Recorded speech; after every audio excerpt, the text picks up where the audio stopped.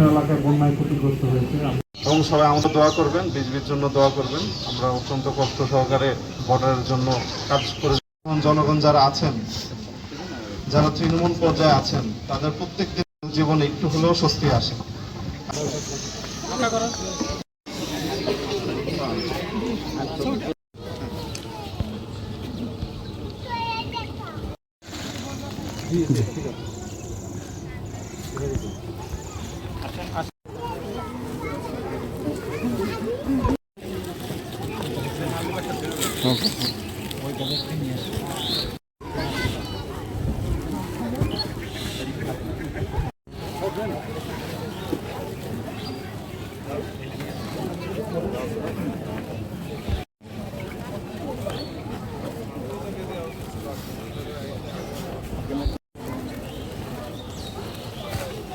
বৃষ্টি চলে আসলে আবার দুর্ভোগ